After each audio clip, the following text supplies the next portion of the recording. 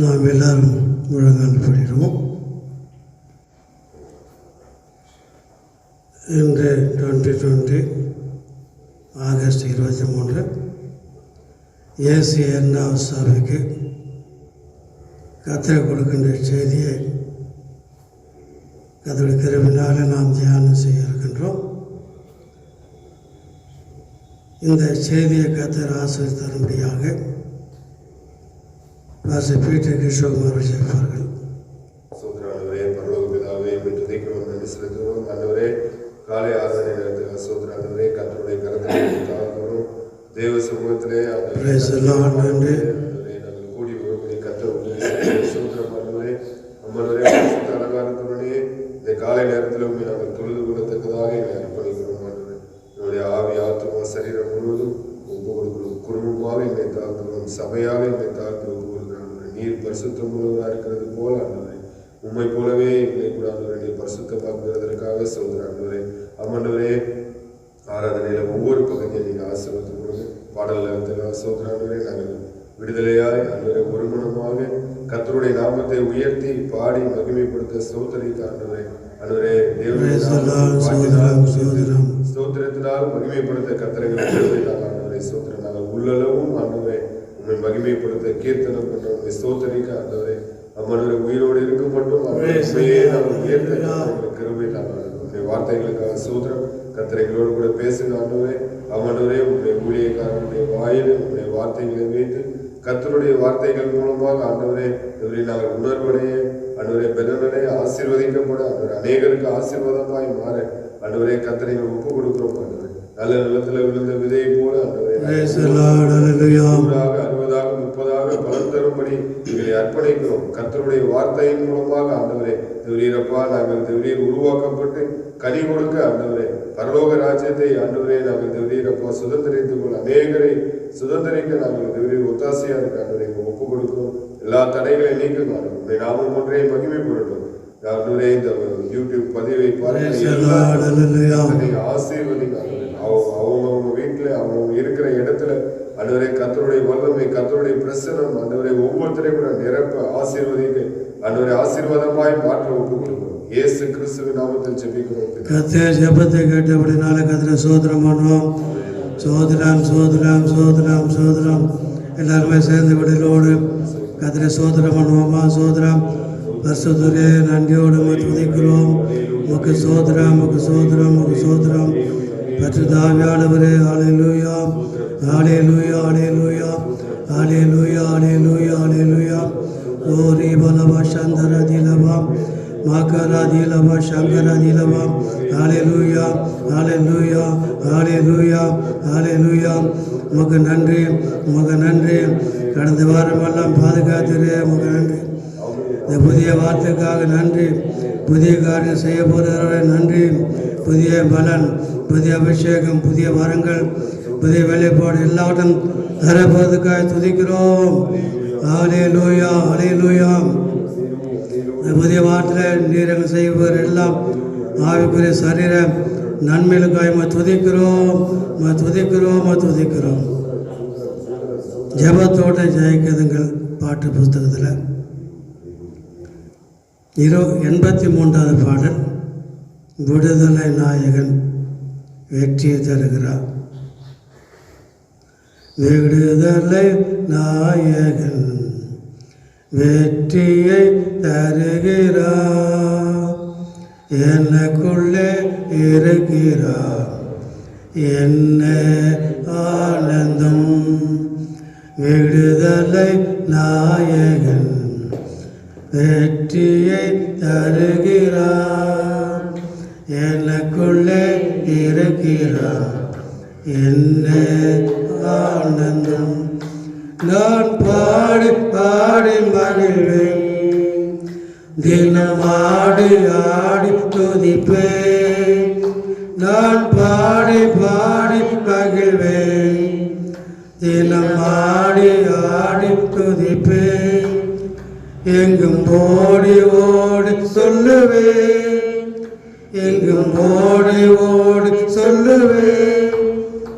என் இயேசு ஜீவிக்கிறார், என் இயேசு ஜீவிக்கிறார்.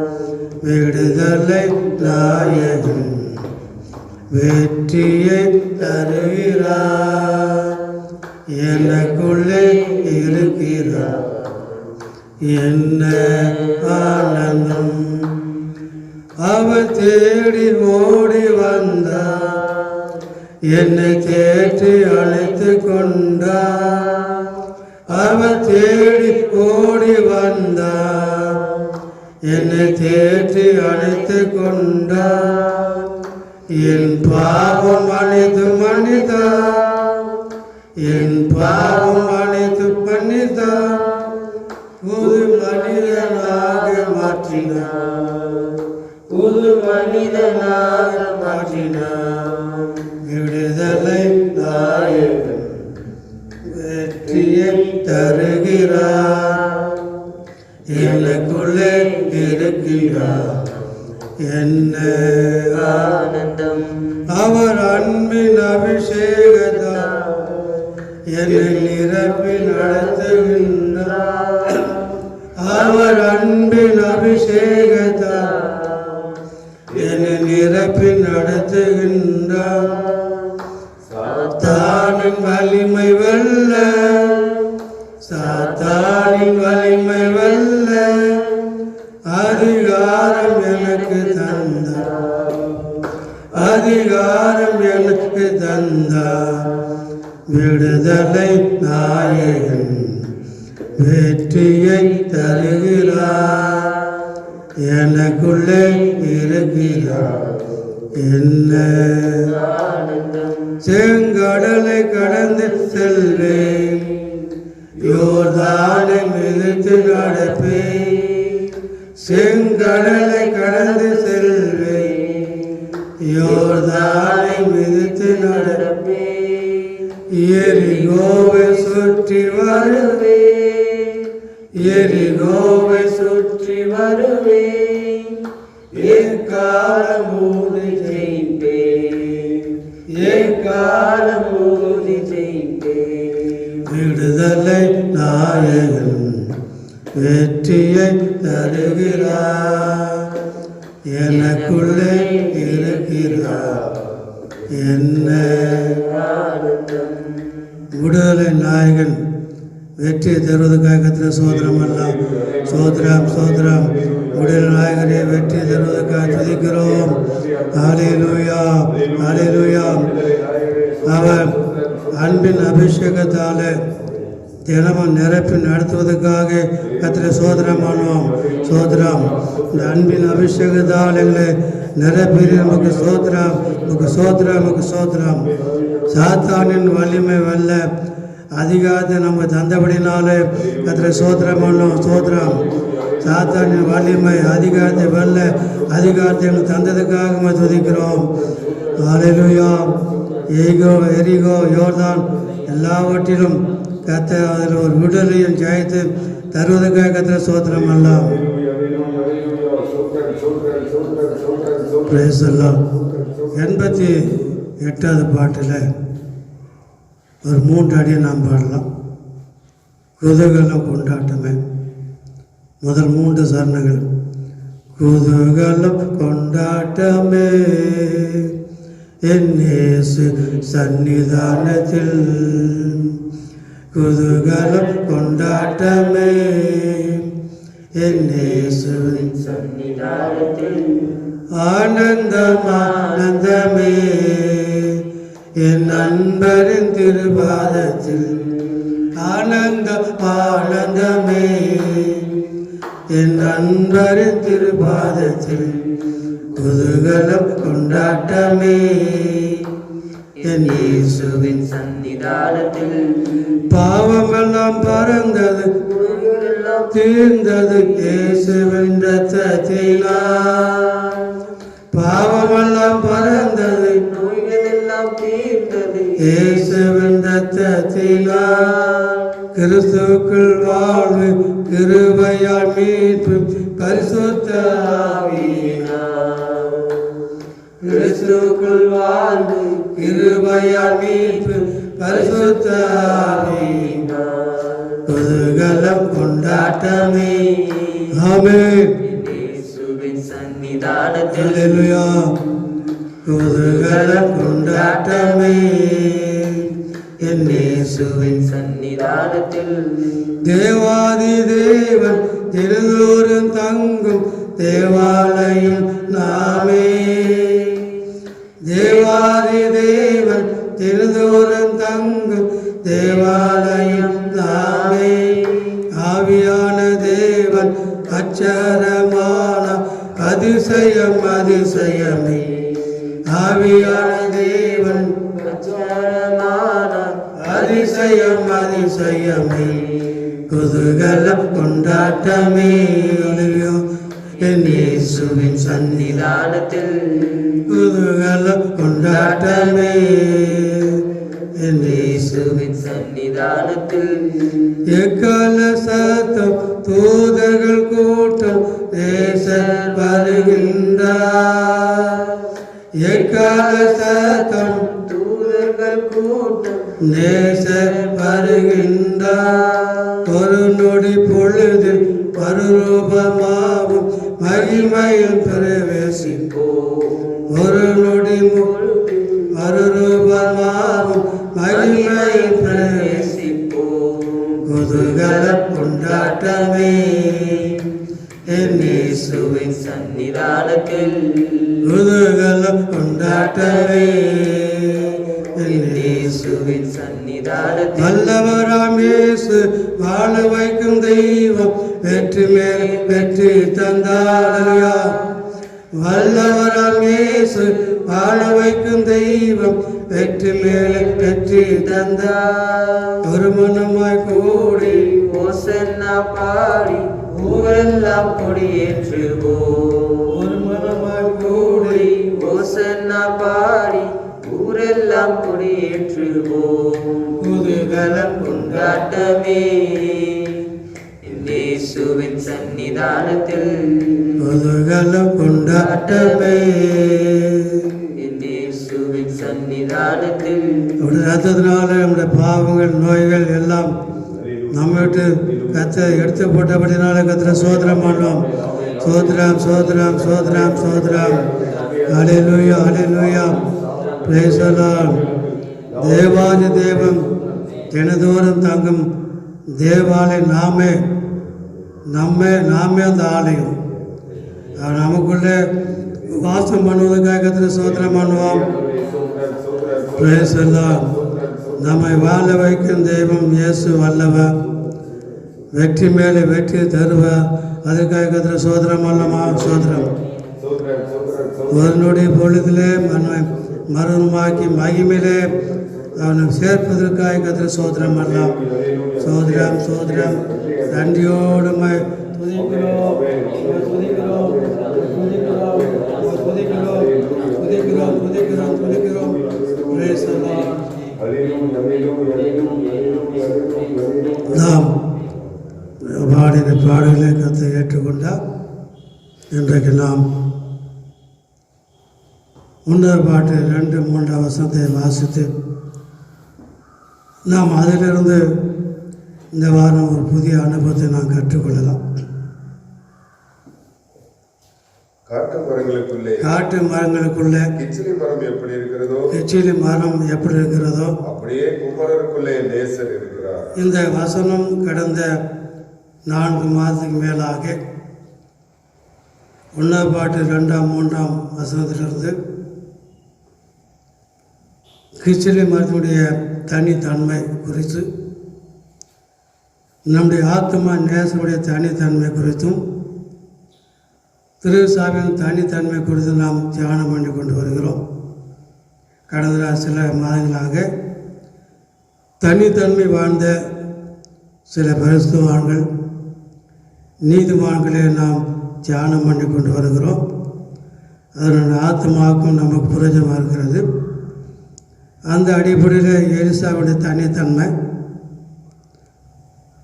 அவர் மூலமாக 2 ராஜாக்கள் 4:1-6 தீர்க்கதரிசி மனைவின் வாழ்க்கையில் நடந்த அற்புதமான ஒரு நிகழ்வு காரியங்களை நாம் தியானம் செய்கிறோம்.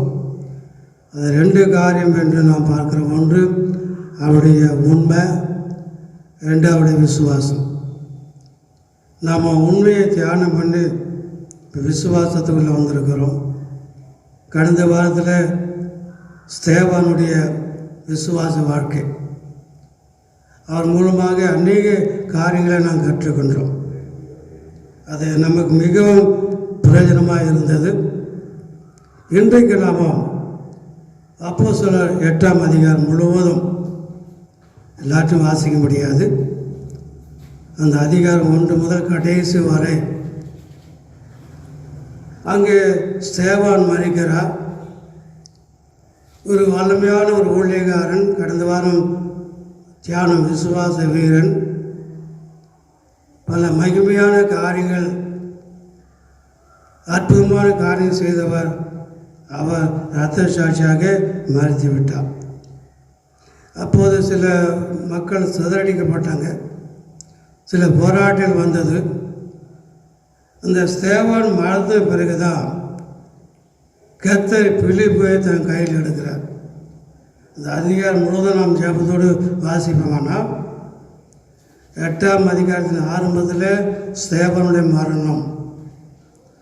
அந்த நேரத்தில் கொஞ்சம் மக்கள் சிதறி போனாங்க, சிதறுண்டு போனார்கள். அந்த காலகட்டத்தில்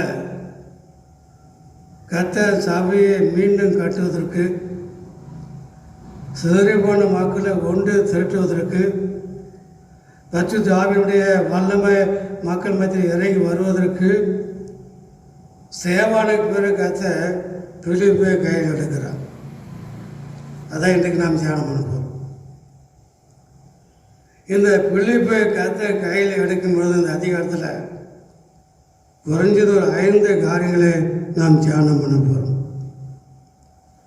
அப்போஸ்தலர் 8ஆம் அதிகாரத்தில் ஸ்தேவானை பிறகு கர்த்தர் பிலிப்பை எடுத்து பயன்படுத்தும் போது எப்படியெல்லாம் அவனை கையில் எடுத்தார், எந்த வழியில் அவனை பயன்படுத்தினார், அவனை கொண்டு நிறைவேற்றின அவனுடைய ஊழியம் என்ன, சுருக்கமாக 5 காரியங்கள் நாம் பார்க்கலாம். 5ஆம் 6ஆம் வசனம். பிலிப்பு என்பவர் சமாரியாவில் உள்ள ஒரு பட்டணத்திற்கு போய் அங்குள்ளவர்களுக்கு கிறிஸ்துவை குறித்து பிரசங்கித்தார். பிலிப்பு செய்த அதிசயங்களை ஜனங்கள் கேள்விப்பட்டு கண்டு அவனால் சொல்லப்பட்டவைகளை ஒருமனப்பட்டு கவனித்தார்கள். என்னால் கவனிங்க, அந்த ஸ்தேவானுடைய மரணத்தை பிறகு கர்த்தர் பிலிப்பை எடுக்கிறார் கையில். நான் முன்ன சொன்ன போல் அது ஒரு நெருக்கடியான நேரம். அவருடைய மரணத்த பிறகு சில பிரச்சனைகள், பல போராட்டங்கள் இருந்த நேரம் அது. அப்போ தான் அவர் என்ன செய்கிறார், விசுவாசமாக கர்த்தர் மேல் உள்ள விசுவாசத்தினாலே. இப்போ மீண்டும் அதை வாசிங்க. பிலிப்பு செய்த அதிசயங்களை ஜனங்கள் கேள்விப்பட்டு கண்டு அவனால் சொல்லப்பட்டவைகளை. இந்த வசனத்தில் என்ன பார்க்குறோம், பிலிப்பினால ஒரு அற்புதமான காரியங்களை தேவன் அங்கே செய்கிறான். என்னென்ன அதிசயம் என்ன அங்கே சொல்லப்படலை. பல அதிசயங்கள், பல அற்புதங்கள், அற்புதமான நிகழ்வுகள் இந்த பிலிப்பு மூலமாக கர்த்தர் அங்கே செய்கிறார். அது எல்லா வசதி வாய்ப்பு நிறைந்த நேரம் அல்ல. ஸ்தேவான் மறந்த பிறகு ஒரு பதட்டம், ஒரு நெருக்கடி, பல விதமான பிரச்சனை நிறைந்த அந்த நேரத்தில் தான் அவர் மூலமாக அவர் பிரசங்கிக்கிறார், விசுவாசமாக பிரசங்கிக்கிறார், விசுவாசமாக இயேசுவை பிரசங்கிக்கிறார், சத்தியை சொல்லுகிறார். அதனால தான் இங்கே நாம் பார்க்குறோம், இந்த அந்த மக்கள் மத்தியில் வலிமையான காரியங்களை 5:6 கர்த்தர் பிலிப்பை கொண்டு பல அதிசயங்களை அற்புதங்களை செய்ததாக பார்க்கிறோம். இன்றைக்கு ஜனங்கள் எதை எதிர்பார்க்குறாங்க தெரியுமா? அற்புதங்களை எதிர்பார்க்குறாங்க. ஒரு சபை வளர்வதற்கு அற்புதங்கள் நடக்கணும், ஒரு ஊழியக்காரன் விசுவாசி ஆவியில் வளர்வதற்கு, கிறிஸ்துவில் வளர்வதற்கு, அவனுடைய ஆவிக்குரிய வாழ்க்கை, குடும்ப வாழ்க்கை, அவன் தொழில்துறை எல்லாம் ஆசிரியமாக இருப்பதற்கு வரங்கள் கிரியை செய்யணும். ஃபாதர் பாடுறாருல, வல்லமாக வாழ்கிறோம், வரங்களை பெறுகிறோம். ஃபாதர் பாட்டில் நாங்கள் எப்படி வாழ்கிறோம்? வல்லமாக, ஆசீர்வாதமாக, நன்மையாக நாங்கள் வாழ்கிறோம், வரங்களை பெறுகிறோம்.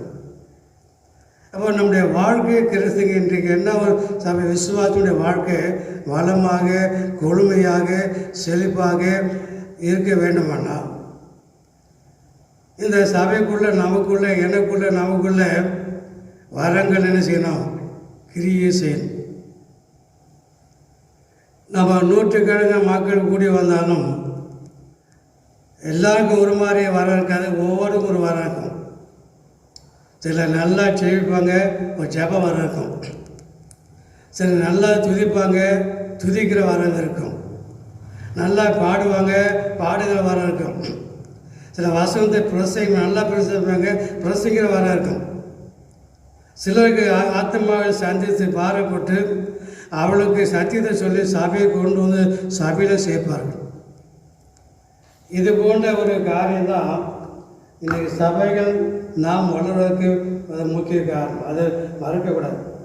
ஏதோ இந்த பிலிப்பு கொண்டு ஒரு அதிசயம் செய்தால் அதோடு நான் போயிடல. இந்த அதிசயங்கள் இன்றைக்கு சபை, 2வது சபையில் விசுவாசிகள் மத்தியில் செய்யணும். நான் முன்ன சொன்ன போல் அப்படி ஆண்டவர் அற்புதம் செய்யும்போது தான் நாம் வளர்கிறோம், சபையும் வளர்கிறது, சமுதாயம் வளர்கிறது, நம்மளை சுற்றியுள்ள மக்கள் கூட வளர்கிறார். இந்த கிறிஸ்தவ மக்கள் வாழ்க்கையில் ஏன் வளர்ச்சி இல்லை என்று சொன்னால் வரங்கள் கிரியை செய்யணும். ஒரு சகோதரனுக்கு ஒரு வரங்களை கத்தர் தருவாரானா இன்னொரு சகோதரனுக்கு கத்தரை மையப்படுத்தணும். ஒரு சகோதரிக்கு ஒரு வரங்களை கத்தரை கொடுப்பானா இன்னொரு சகோதரி கத்தரை மையப்படுத்தணும். அப்படி தான் சபைக்குள்ளே ஒவ்வொருக்கும் வரங்கள் இருக்கிறதே கிரியை செய்யணும். நம்முடைய அப்போஸ்தல காலத்தில் ஆதி சபை வரங்களால் அலங்கரிக்கப்பட்ட சபை. இன்றைக்கு சபைகளில் பல அலங்காரம் இருக்கிறது. தோரணங்கள், அலங்கார விளக்குகள் இல்லையா, ஃபேனில் கூட அலங்காரம் வந்தாச்சு, ஏசியில் அலங்காரம் வந்தாச்சு, எல்லாம் டெக்கரேஷன். அந்த அலங்காரம் புறம்பான அலங்காரம், அழிந்து போகிற அலங்காரம். வேதவசனம் சொல்லுகிறது பரிசுத்தமானது தேவ சபைக்கு எப்படி இருக்கிறதா, ஆலயத்துக்கு அலங்காரமாக இருக்கிறது. ஆலயத்தை கூட போட்டிருந்தோம். பரிசுத்தமானது தேவ ஆலயத்துக்கு அலங்காரம். இப்போ ஒரு ஊழியக்காரன் சபைக்கு அலங்காரம் தான் பரிசுத்தம். வெள்ளி அலங்கமெல்லாம் ஒன்றும் கிடையாது. அதை பார்த்து ஆண்டவர் ஏமாறம் பெற்றார் இல்லையா. அவன் உள்ளே அலங்காரத்துக்கு நம்ம முக்கியத்துவம் கொடுக்கக்கூடாது. நான் தேவாலயம், நாங்கள் தேவாலயம், என்ன விஷயம் தேவாலயம். இந்த தேவாலயத்தை தான் நம்ம பரிசுத்தமாக பார்த்துக்கணும். உள்ளத்திற்கு சாந்தம், அமைதி உள்ள ஆவிதான் கர்த்தர் விரும்புகிறார். சரிண்ணா, இந்த குறிப்பு கடந்து போக முன்னே இந்த நாட்கள் கண்டிப்பாக 2வது சபை நமக்கு வரங்கள் வேணும். சேவனுக்குள்ளே அது இருந்தது. அதே அந்த வரங்கள் தான் இப்போ பிழிப்புக்கு இருக்குது. நாம் அந்த வரங்களை நாடுவோம், வல்லமாய் வாழ்வோம்.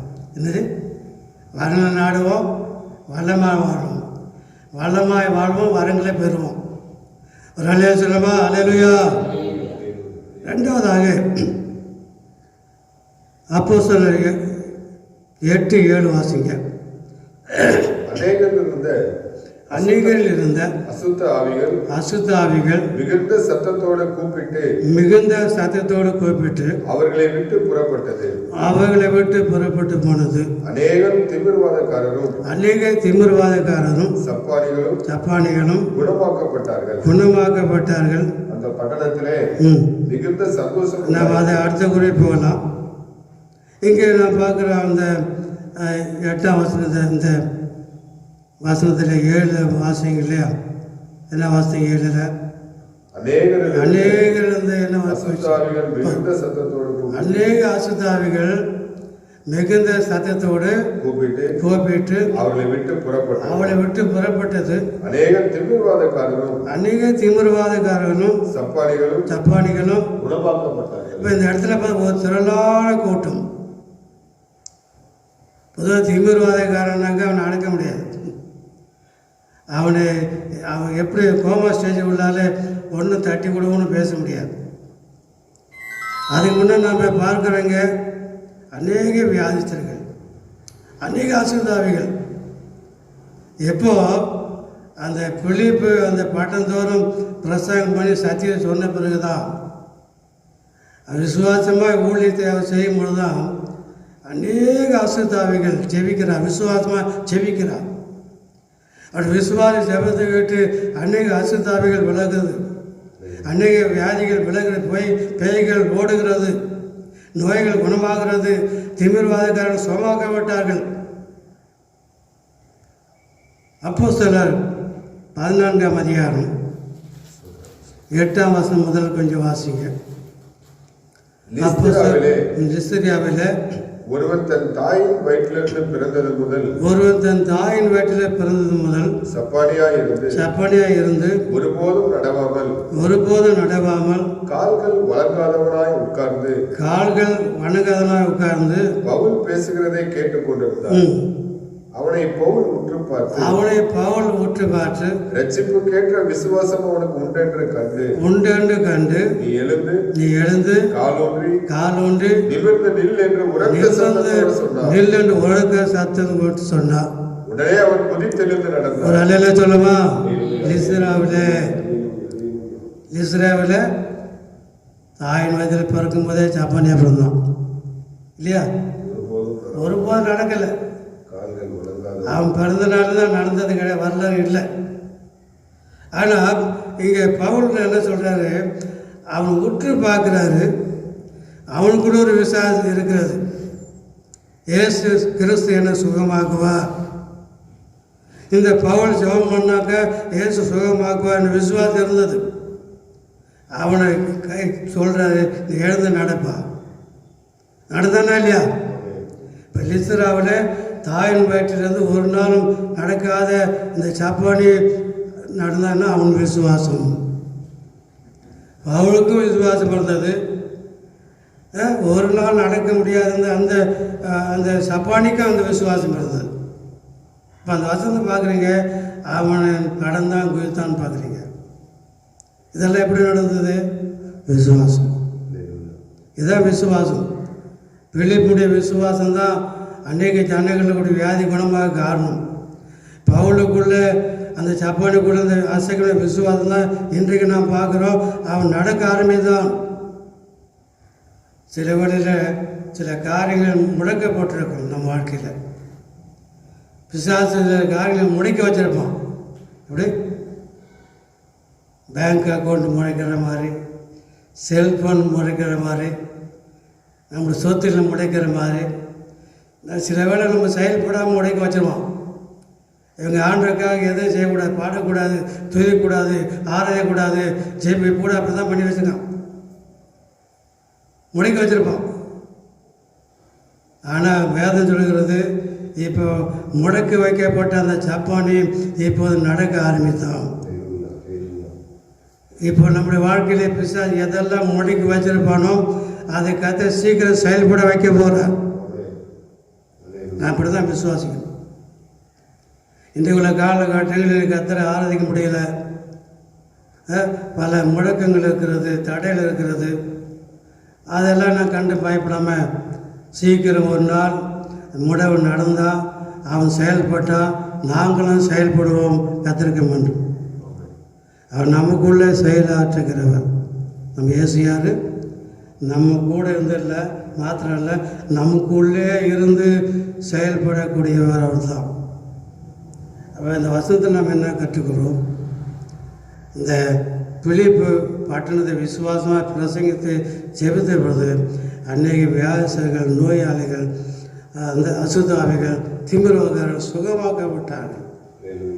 இன்றைக்கு ஊழியங்கள் வளர்வதற்கு சபையில் வரங்கள் கிரிய செய்யணும். என்ன வரங்கள்? சுகமாக்குற வரங்கள். நம்மெல்லாம் பெரிய படிப்பு இல்லாமல் இருக்கலாம், அல்லது பெரிய அந்தஸ்து இல்லாமல் இருக்கலாம், வல்லமுள்ள விசுவாசிய ஊழியர்கள் இல்லாமல் இருக்கலாம். ஆனால் நாம் ஜெபம் பண்ணினால் நாம் ஜெபம் பண்ணினால் நல்ல கவனிங்க, நாம் ஜெபம் பண்ணினால் கர்த்தர் சுகமாக்கும். பாஸ்டர் சுந்தரையா அவர்கள் எங்களுக்கு கற்றுக் கொடுத்த ஒரு காரியம் என்னென்னா, அவர் சொல்கிற ஆண்டவர் எங்களுக்கு இவ்வளோ சபையை கொடுத்துருக்கீங்க, இதை நடத்த எங்களுக்கு ஞானம் இல்லை, வல்லம் இல்லை, பலன் இல்லை.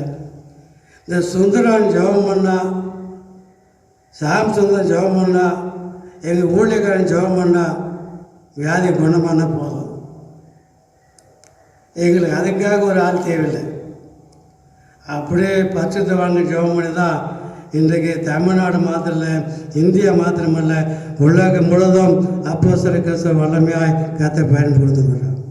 இப்போ நாம் கேட்கணும், நான் சுகமானால் எங்கள் சபைக்கு வருகிற மக்கள் சுகமான, நான் ஜெபித்தால் எங்கள் சபை மக்கள் சுகமாகணும், நான் ஜெபம் பண்ணினால் எங்கள் சபைக்கு வருகிற பலவீன மக்கள் பலன் அடையணும்.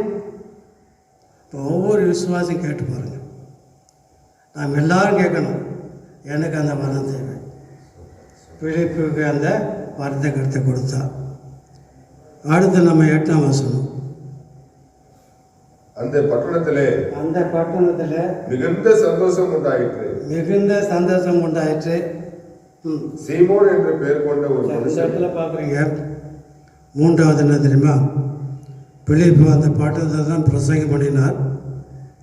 அங்கே தான் அற்புதம் நடந்தது, அங்கே தான் வியாதிகள் குணமானது. இப்போ அதனால் ஒரு பட்டணத்தில் அற்புதம் நடக்கும்போது, அதிசயம் நடக்கும்போது, மக்கள் சுகமாகும்போது அந்த பட்டணம் எப்படி இருக்கும்? மிகுந்த சந்தோஷம். இந்த பட்டணத்து மக்களுக்கு என்ன இருந்தது? மிகுந்த சந்தோஷம்.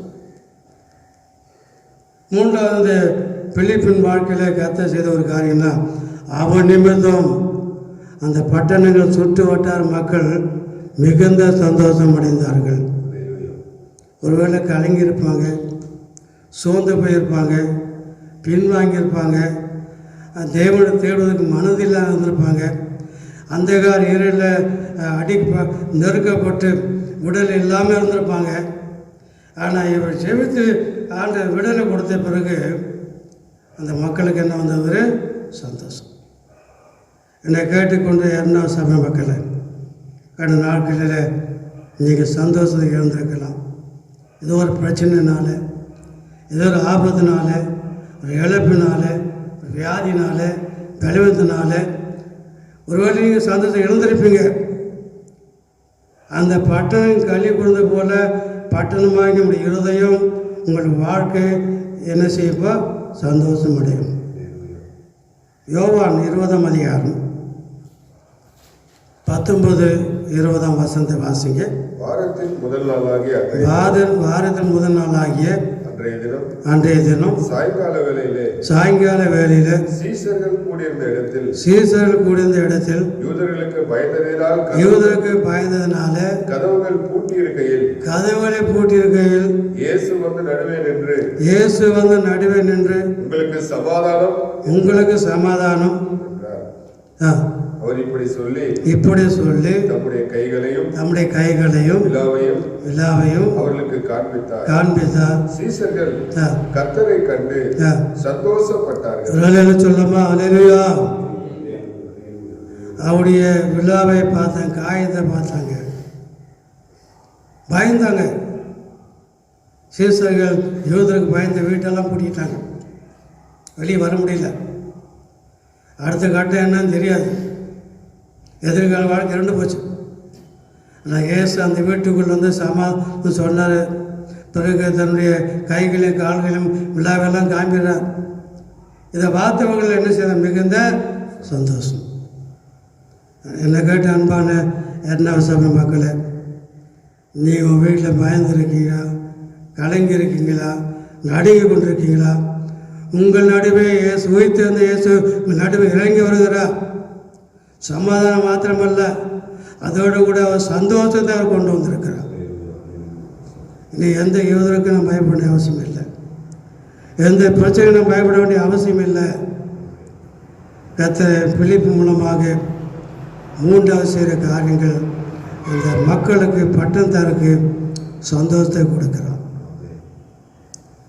நீதிமான்கள் எப்படி இருப்பாங்க? நீதிமான் நன்றாக பட்டணம் கழி கூறுவோம். நீதிமான் நன்றாக இருந்தால், செழிப்பாக இருந்தால், ஆசீர்வாதமாக இருந்தால் அந்த பட்டணம் கழி கூறும். நம்முடைய சென்னை பட்டணம் எப்படி இருக்கணும்? கழி கூறணுன்னா இங்கே உள்ள பரிசுத்தவான்கள் எப்படி இருக்கணும்? நீதிமான்கள் எப்படி இருக்கணும்? நல்லா இருக்கணும். நிறைய வசனம் இருக்கிறது. அவை நாம் சிந்திப்போம். ஆண்டவரே, இந்த பிலிப்பை போல எங்களை எடுத்து பயன்படுத்துங்க. மற்றவர்களுக்கு நாங்கள் சந்தோஷம் கொடுக்கணும். நாங்கள் எந்தெந்த பகுதியில் வசிக்கிறோமோ அந்த பகுதி மக்களுக்கு நாங்கள் பயத்தை நீக்கி, கலக்கத்தை நீக்கி, சந்தோஷம் கொடுக்க கருவியாக எங்களை மாற்றும். நம்மளை பார்த்த ஒன்று சொல்லுவாங்க, இவங்க வந்து ஜெபம் பண்ணால் சந்தோஷம் வரும், இவங்க பாட்டு பாட்டால் சந்தோஷம் வரும், அல்ல நம்மகிட்ட வந்து கொஞ்ச நேரம் ஏசா பார்த்து சொன்னாங்கன்னா சந்தோஷம் வரும். அதாவது நாம் இருக்க இடத்துல மற்றவங்க சந்தோஷம். வெளியில் சொல்லுவோமா? 4வதாக சுருக்கமாக 8ஆம் அதிகாரம் 9 முதல் 13 வரை, கொஞ்சம் 14 வரை வாசிங்க. சீமோன் என்று பெயர் கொண்ட ஒரு மனுஷன் அந்த பட்டணத்திலே மாய வித்தைக்காரனாக இருந்து தன்னை ஒரு பெரியவன் என்று சொல்லி சமாரியா நாட்டு ஜனங்களை பிரமிக்க பண்ணி கொண்டிருந்தான். தேவனுடைய பெரிதான சக்தி இவன்தான் என்று எண்ணி சிறியோர் பெரியோர் யாவரும் அவனுக்கு செவி கொடுத்து வந்தார்கள். அவன் அநேக காலமாய் தன்னுடைய மாய வித்தையினாலே அவர்களை பிரமிக்க பண்ணினால் அவனை மதித்து வந்தார்கள். தேவனுடைய ராஜ்யத்திற்கும் இயேசு கிறிஸ்துவனுடைய நாமத்திற்கும் ஏற்றவர்களை குறித்து பிலிப்பு பிரசங்கித்ததை அவர்கள் விசுவாசித்த போது புருஷரும் ஸ்திரீகளும் ஞானஸ்தானம் பெற்றார்கள். அப்பொழுது சீமோனும் விசுவாசித்து ஞானஸ்தானம் பெற்று பிலிப்பை பற்றி கொண்டு அவனால் நடந்த அடையாளங்களையும் பெரிய அற்புதங்களையும் கண்டு பிரமித்தார். சமாரியர் தேவ வசனத்தை ஏற்றுக்கொண்டதை எருசலேமில் உள்ள அப்போஸ்தலர்கள் கேள்விப்பட்டு பேதுருவையும் யோவானையும் அவர்களிடத்திற்கு அனுப்பினார்கள். இவர்கள் வந்த பொழுது அவர்களில் ஒருவனும் பரிசுத்த ஆவியை பெறாமல் கர்த்தராகிய இயேசுவின் நாமத்தினாலே ஞானஸ்நானம் மாத்திரம் பெற்றிருந்தது அவர்கள் கண்டு அவர்கள் பரிசுத்த ஆவியை பெற்றுக் கொள்ளும்படி அவர்களுக்காக ஜெபம் பண்ணி அவர்கள் மேல் கைகளை வைத்தார்கள். அப்பொழுது அவர்கள் பரிசுத்த ஆவியை பெற்றார்கள். அப்போஸ்தலர் தங்கள் கைகளை அவர்கள் மேல் வைத்ததினால் பரிசுத்த ஆவி தந்தரப்படுகிறதை சீமோன் கண்டபோது அவர்களிடத்தில் பணத்தை கொண்டு வந்து நான் எவன் மேல் என் கைகளை வைக்கிறேனோ அவன் பரிசுத்த ஆவியை பெறத்தக்கதாக எனக்கும் இந்த அதிகாரத்தை கொடுக்க வேண்டும் என்றார். பேதுரு அவனை நோக்கி தேவனுடைய வரத்தை பணத்தினாலே சம்பாதித்துக் கொள்ளலாம் என்று நீ நினைத்தபடியால் உன் பணம் உன்னோடு கூட நாசமாய் போக கிடவது. தேவனுக்கு முன்பாக செம்மையாய் இராதபடினால் இந்த விஷயத்திலே உனக்கு பங்கும் இல்லை பாகமும் இல்லை. ஆகையால் நீ உன் துர்க்குணத்தை விட்டு மனம் திரும்பி தேவனை நோக்கி வேண்டிக்கொள். ஒருவேளை உன் இருதயத்தின் எண்ணம் உனக்கு மன்னிக்கப்படலாம். நீ கசப்பான பிச்சிலும் பாவ கட்டிலும் அகப்பட்டிருக்கிறதாக காண்கிறேன் என்றார். அதற்கு சீமோன், நீங்கள் சொன்ன காரியங்களில் ஒன்றும் எனக்கு நேரிடாதபடிக்கு எனக்காக கர்த்தரை வேண்டிக் கொள்ளுங்கள். 4வது என்ன குறிப்பான கொஞ்சம் வித்தியாசமான தெரிஞ்சுக்கலாம். மாய்வதைக்காரன் சீமோன் இல்லையா? இந்த பிலிப்பு வரதுக்கு முன்பாக இவர் தான் மாய்வதை காட்டுவார் இல்லையா? மாய்வதை காட்டி ஜனலை மடக்கி அந்த பகுதியில் பட்ட பெரிய ஆளாக காட்டினான். எல்லாரும் அவனை பின்பற்றினாங்க. திரளான ஜனங்கள் மாயவதைக்காரன் சீமோன் பின்னாடியே போனாங்க. அவன் பெரிய ஆள் மாதிரி அன்றைக்கு பிலிப்பு வந்த பிறகு, பிலிப்புல அற்புதம் நடந்த பிறகு, கர்த்தர் கிரியை செய்த பிறகு, ஜனங்கள் விசுவாசி ஞானத்தை எடுத்த பிறகு இவன் என்ன செய்கிறான்? மனம் திரும்புகிறான், ஞானத்தை எடுக்கிறான். இப்போ பிலிப்பு சில அபிஷேகம் பெறாதனால கையை வச்சு ஜெபம் பண்ணுறாரு. இவன் சொல்கிறான், இந்தங்க இவ்வளோ பணம் இருக்குது, இந்த பணத்தை வச்சுங்க, நான் யார் தலையில் கை வைக்கிறேன்னு அவசியம் வரணும். இப்போ இந்த இடத்துல இந்த பிலிப்பு வந்து இந்த மாய்வதைக்காரனை தட்டி கொடுக்கல, கடிந்து கொள்ளுகிறான். இது முன்னே நாம் பார்த்தோம், அற்புதம் நடந்தது, அடையாளம் நடந்தது, விடுதலை கிடைச்சது, மகிழ்ச்சி எல்லாம் பெற்றாங்க. ஆனால் இங்கே 4வது குறிப்பு வித்தியாசமாக இருக்கும். இந்த மாய்வதைக்காரன் சீமோனை அந்த பிலிப்பு கடிந்து கொள்கிறான். தேவனுடைய வாரத்தை பணத்தினால் பெற்று விரும்புகிறாயா? உன் பணம் முன்னோடு இருக்கட்டும், நாசமாகட்டும் என்று அவனுக்கு எச்சரிக்கை மாத்திர புத்தி மாத்திரமல்ல, கடிந்து கொள்கிறார். சில வேளை நாம் கடிந்து கொள்ளணும். பிசாசு நம்ம விரோதமாக செயல்படுவோம்.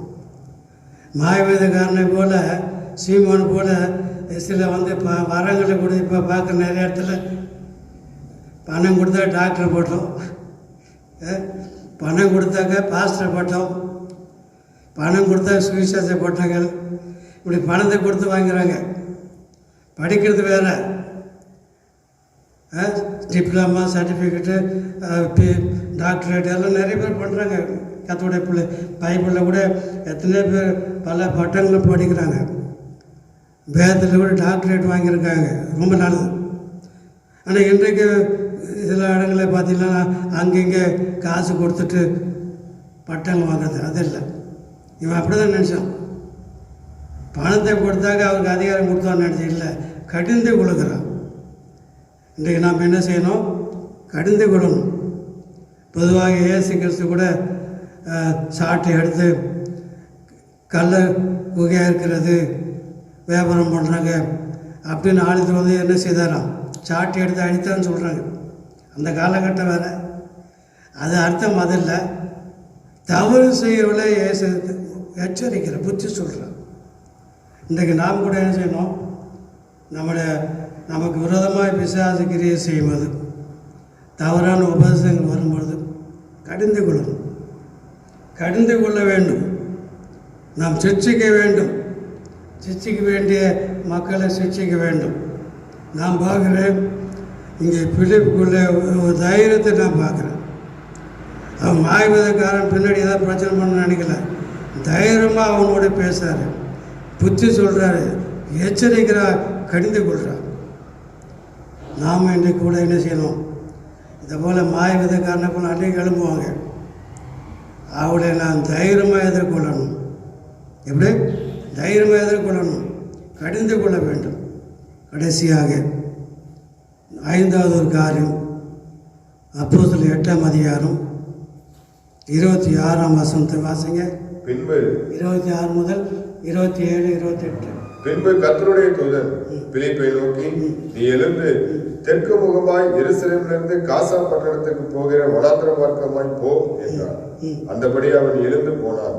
அப்பொழுது எத்தியோப்பியருடைய ராஜஸ்திரியாகிய கந்தாகே என்பவளுக்கு மந்திரியும் அவருடைய பொக்கிஷம் எல்லாவற்றிற்கும் தலைவருமாய் இருந்த எத்தியோப்பியராகிய ஒருவன் பணிந்து கொள்ளும்படி எருசலேமுக்கு வந்திருந்து ஊருக்கு திரும்பி போகும்போது தன் ரதத்திலே உட்கார்ந்து ஏசாயா தீர்க்கதரிசியின் ஆகமத்தை வாசித்துக் கொண்டிருந்தார்.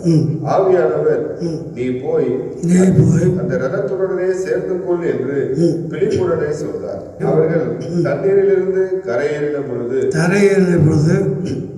கர்த்தருடைய ஆவியானவர் தண்ணிலிருந்து கரையேறின பிறகு கர்த்தருடைய ஆவியானவர் பிலிப்பை கொண்டு போய் விட்டார். மந்திரி அப்புறம் அவரை காணாமல். இந்த 26 முதல் 40 வரை வாசிக்கும் பொழுது அங்கே பரிசுத்த ஆவியானவர் அருமையாக பிலிப்பை நடத்துகிறார்.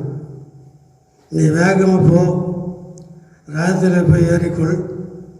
அங்கே கந்தக மந்திரி இயேசு ஆகமத்தை வாசித்து கொண்டிருக்கிறார். நீ அவரோடு பேசு. இதை பிலிப்பு கேட்குறா, நீ வாசிக்கப்படுகிற இந்த வேதனுடைய பொருள் உங்களுக்கு தெரிகிறதா, விளங்குகிறதா? சொல்ல யாராவது சொன்னதான் எனக்கு தெரியும், எனக்கு ஒன்றும் புரியல. பிறகு அங்கே இயேசு கிறிஸ்துவை பற்றி அவருடைய பாடு மரணங்கள் இயேசு குறித்து சொல்லப்பட்டிருக்கிறது. அவர் விளக்கமாக விரிவாக கந்தக மந்திரிக்கு அந்த சத்தியத்தை சொல்கிறான். இப்போ ரதம் போய் கொண்டிருக்கிறது, ரதத்தை நிறுத்த சொல்கிறா. இங்கே தண்ணி இருக்கிறது, இங்கே ஞான் தண்ணி இருப்பதற்கு என்ன தடை? அவர் சொல்ல ஒன்றும் தடை இல்லை. இப்போ பிலிப்பு கந்தக மந்திரிக்கு அங்கே ஞானஸ்தானம் கொடுக்குறார். ஒரு வழியில் சொல்லாமா? இந்த பிலிப்புடைய விசுவாசம் இந்த 8ஆம் அதிகாரத்தில் 5 குறிப்பை பார்க்குறோம். 5வது குறிப்பில் கந்தக மந்திரியை ஞானஸ்தானத்துக்கு வழி நடத்துகிறான். அது பெரிய மந்திரி. அந்த மந்திரியே இப்போ ஞானஸ்தானம் எடுத்துட்டார். இப்போ பிலிப்புடைய விசுவாசம் அவ்வளோ பெரிய மந்திரி இப்போ இயேசுவை விசுவாசிக்கவும் ரட்சிக்கப்படவும் ஞானஸ்தானம் எடுக்கவும் ஒரு ஆத்மா ஆதாயப்படுத்திட்டான். அப்போஸ்தலர் 16ஆம் அதிகாரத்தில் கூட 30 முதல் 34 வாசிக்கலன்னா, தன்னை காயப்படுத்தி அடித்து துன்பப்படுத்தின சிறைசாலை அதிகாரியே பவுல சீலாவும் ஜெபம் பண்ணி அவர்களுக்கு ஞானஸ்தானம் கொடுத்தார்கள். குறித்து வச்சுங்க. 16ஆம் அதிகாரம் அப்போஸ்தலர் 13 முதல் 15 வரை வாசிக்கும் பொழுது, அங்கே கூடி வந்த ஸ்திரீகளுக்கு பவுல் உபதேசம் பண்ணும் பொழுது கேட்டுக்கொண்டு நீதியுடைய இருந்ததை காத்த திறக்கிறார். அவளோட குடும்பத்தாரும் ஞானஸ்தானம் பெற்று அவரை பின்பற்றினார்கள். இப்படி பல காரியங்கள் இங்கே நாம் பார்க்கிறோம். பிலிப்பு மூலமாக கந்தக மந்திரி என்ன செய்கிறாரு? ரட்சிக்கப்பட்டு ஞானஸ்தானம் எடுக்கிறார். பவுல் மூலம் அந்த நீதியால் மாத்திரமல்ல, சிறுசல் அதிக குடும்பமாக ரட்சிக்கப்பட்டு ஞானம் அநேகர் எடுத்திருக்காங்க. இதை நான் சொல்கிறதுக்கு காரணம் என்ன? இந்த பிலிப்புடைய விசுவாசம் அவர் வாழ்க்கையில் அநேக ஆத்மாக்களை ஆதாயப்படுத்த, ஆத்மா பாரம் நமக்கு வேணும். நாம் என்ன செய்ய வேண்டும்? அநேகரை ஆதாயப்படுத்த வேண்டும். அவை இந்த பிலிப்பு மூலம் இன்றைக்கு ஒரு 5 காரியங்களை கற்று நம்முடைய 2வது சாவியை கொடுத்துருக்கிறார். இதை நாம் வீட்டில் உட்கார்ந்து நேரம் கிடைக்கும்போது இந்த செய்தியை மீண்டும் ஒரு முறை எடுத்து, ஆண்டவர் என்னை எங்கள் குடும்பத்தை ஒரு பிலிப்பு போல மாற்றுங்க. இந்த 5 காரியங்கள் எங்கள் வாழ்க்கையிலே நிறைவேற வேண்டும். நாம் ஜெபம் பண்ணலாமா? கண்களை மூடுங்க. நாங்கள் நன்றியோடு துதிக்கிறோம். இந்த வாரம் எங்களுக்கு பிலிப்பு மூலமாக ஒரு ஆசீர்வாதமாய் மாற்றி தந்ததுக்காக துதிக்கிறோம். பிலிப்புடைய விசுவாசனால் இந்த 5 விதமான காரியங்கள் எங்கள் வாழ்க்கையிலே, எங்கள் சபையிலே அது நிறைவேற வேண்டும். அதற்காக நன்றியோடு துதிக்கிறோம். நேர் எங்களை தந்த விசுவாசிகளுக்காக துதிக்கிறோம். மாத்திரமல்ல, சபை மக்களுக்கு தாழ்மையான ஒரு வேண்டுகோள். ஜெபத்தை முடிக்கும் என்பதாக 2வது சபை மக்கள்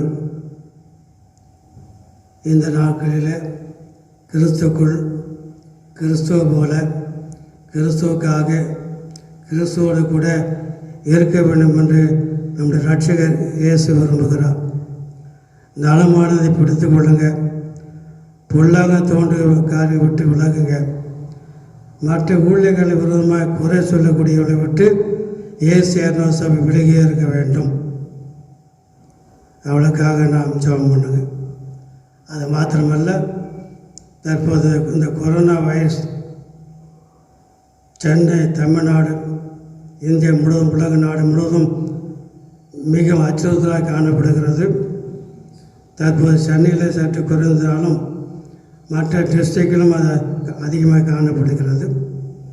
இந்த கொரோனா தடுப்பு பணியில் ஈடுபட்டு கொண்டிருக்கிற தமிழக அரசு, தமிழக முதலமைச்சர் அவர்கள், துணை முதலமைச்சர் அவர்கள், சுகாதாரத்துறை அமைச்சர், சுகாதார செயலாளர், சுகாதார எல்லாம் பணியாளர்கள், நர்ஸு முதல் கிருமி நாசினி தெளிப்பவர்கள், சுத்திகரிப்பாளர்கள், வார்டு ஹெல்பர்ஸ், அதில் ஈடுபட்டு கொண்டிருக்கிற எல்லாருக்காக நாம் ஜெபிக்க வேண்டும்.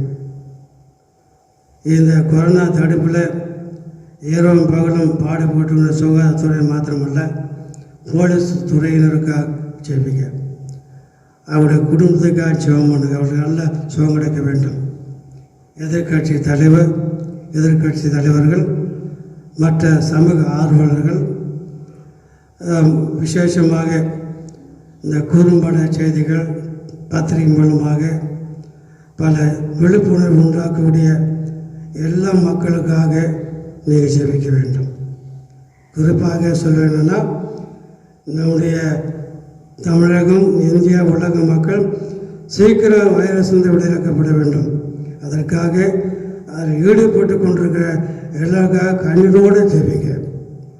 அவர் விட்டு வந்த குடும்பத்துக்கு எந்த பிரச்சனை வராமல் கர்த்தர் பாதுகாத்துக்கணும். கொரோனாவுடைய அந்த தொற்று குறையணும். கொரோனாவில் வர மரணங்கள் குறைய வேண்டும். இயல்பு நிலைக்கு நம்முடைய தேசம் திரும்பி வர கண்ணீரோடு ஜெபிக்க நண்பை கேட்டுக் கொடுக்குறேன். நல்ல இயேசுவே நாங்களும் துதிக்கிறோம். எங்களுக்கு கொடுத்த நல்ல ஆலோசனைக்காக துதிக்கிறோம். எங்களுக்கு கொடுக்கப்பட்ட விசுவாசிகள் ஒவ்வொருடைய சிறசில் உங்களுக்கு கருத்தை வைங்க. ஆவிக்குரிய ஆசீர்வாதங்கள், சரீர ஆசீர்வாதம் கொடுங்க. சிறு பிள்ளைகள், வாலிபர்கள், மூத்த விசுவாசிகளை ரத்தத்தில் வைத்துக்கொள்ளுங்க. இந்த மாதம் முழுவதும் காணிக்கை மூலம், தசமாகம் மூலம், பல பொருட்கள் மூலம் எங்களை தாங்கி செபித்து கொடுத்து தாங்கின எல்லாரும் மீதியாக காண்ட்டு ஆசீர்வதிங்க. அவருடைய அப்பத்தை ஆசீர்வதிங்க, தண்ணீரை ஆசீர்வதிங்க, வருமானத்தை ஆசீர்வதிங்க. புதிய பள்ளிக்கூடம், புதிய கல்லூரிக்கு போகக்கூடிய எல்லாம் பண தேவையை சந்திப்பீராங்க. மாத்திரமல்ல, உங்களுடைய வியாதிசருக்கு நல்ல சுகம் பலம் தந்து சமாதானமாய் சந்தோஷமாய் நாங்கள் வாழ வேண்டும். எங்களை தனித்தனியாக பெயர் பெற சந்தித்து ஆசீர்வதிங்க. வருகின்ற ஆயத்தப்படுத்துங்க. எங்களை மாத்திரமல்ல, எங்கள் தேசத்தையும் ஆளுகிறவன் ரத்தத்தில் வைத்துக்கொள்ள வருகின்ற ஆயத்தப்படுத்துங்க. குறிப்பாக இந்த சபைக்காக சில தெர்மா ஸ்கேனர், சானிட்டரி ஐட்டங்கள், மாஸ்க்கு, சில மக்கள் உட்கார்ந்து ஆராதிக்கக்கூடிய சில சீட்டுகள் எல்லாம் ஆயத்தப்படுத்துகிற சகோதரன் குடும்பத்தையும் ஆசீர்வதிங்க. எல்லாரும் தனித்தனியாக பேர் தந்தை காத்துக்கொள்ளுங்க. இயேசு நாமத்தில் பிதாவே. என் ஆத்துமாவே கர்த்தரை ஸ்தோத்திரி, என் முழு உள்ளமே